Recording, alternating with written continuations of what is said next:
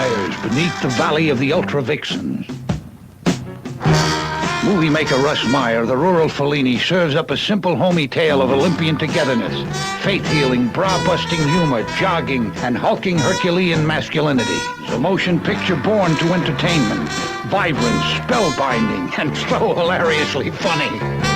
Beneath the valley of the Ultra Vixens. Interesting, because we've been trying to get these films for a long time, and I assume that other labels had as well. And the trust just weren't ready yet to partner with somebody. You know, the people at the trust, they're a little gun shy over who they do this with, because they want it to be done in the way that Russ would have done it. And so we had to kind of make a case for why we're the right company for that.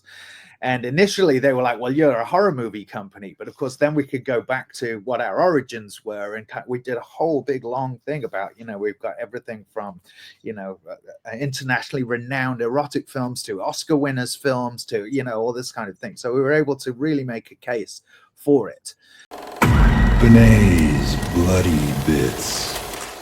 Welcome to Triple B. My name is Jason Benet. I'm at the Full Moon Horror website, and issue number 44 of Delirium magazine is now available. I'm going to take a look at the artwork here, and it's Joe Fulci's The Beyond. My second favorite Fulci film. Number one will always be The House by the Cemetery. Of course, I love Zombie and The Gates of Hell as well. So let's look at it. It's going to be $13.99 for the United States. Iconic British actor Catriona MacColl graces our blood-splattered pages for our 44th round in full-color prints. In this massive 12-page new interview, MacColl reflects on her entire life in cinema and the roads that led her to appearing in Italian director Lucio Fulci's Gates of Hell trilogy, which was City of the Living Dead, The House by a Cemetery, and of course The Beyond, which turns 45 this year. All that plus a look at the legacy of Something Weird Video, director Tom Holland flashing back on his Stephen King classic Thinner, director Larry Fessenden and his love of Frankenstein, female body horror, musician Justin Beam, indie splatter, and much, much more. And check out that incredible original painted cover by our beloved artist Suspiria Land. So there we go, The Beyond. And I do have a contribution. So I love Tom Holland as a director. Everybody knows him from his 80s output more than anything. His Fright Night, classic vampire tale, I think it's probably one of the best horror films of the 80s. I see it, a vampire film, better than The Lost Boys, and of course, Child's Play. He birthed that. Chris Sarandon, who was in Fright Night, he brought him over to Child's Play.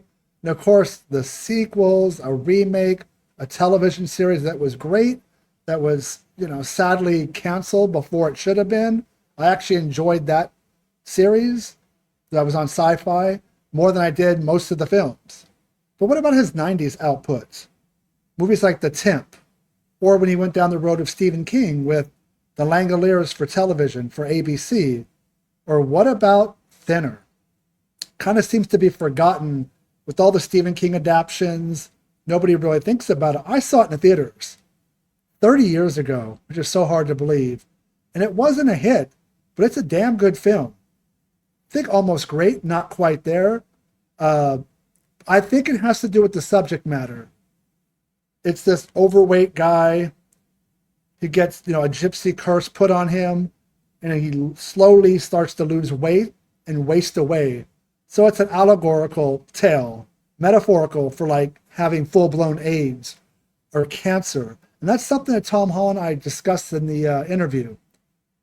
And he said, you know, the test audiences didn't like it, and the audiences that saw it in the theaters, they did not like the downbeat ending. But I mentioned, you know, Pet Sematary had a really bummer of a ending too. It was not something you walked away feeling good about, but the box office numbers equated to it was okay. But he said audiences could not get past the ending of Thinner. So we definitely talk about his disappointment in that. I think reflecting on it, it's gotten an audience over the years, kind of a cult status. I've always liked Greg Canham's effects.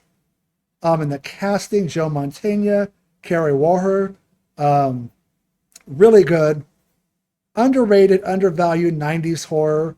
You know, this was probably right before Scream hit it big in 96 and brought, you know, the box office dollars back to life. Movies like this, I could recall being in the theaters and probably less than 10 people.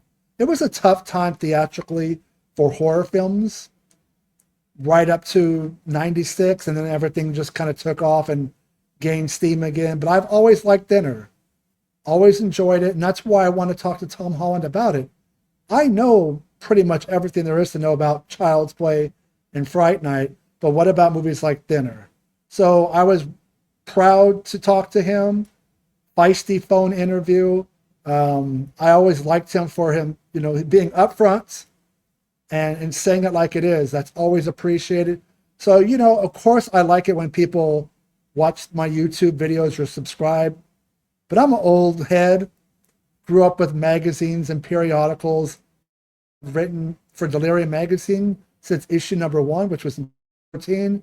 So people have the time or the money to purchase, you know, magazines and support them because they are like dinosaurs. They're a relic. They're just, you know, the internet and the digital age, it's different. You have immediate gratification. You can find out things right away, but don't turn your back on good old magazine media, whether it's Delirium or Rue Morgue or Fangoria. There's a lot of hardworking writers and editors that really have their heart in the right place. But thank you guys for listening to me. Stay scared. Check out Thinner again. I think you'll like it. Scream Factory's put it out on physical media. And talk to you soon. Thank you very much.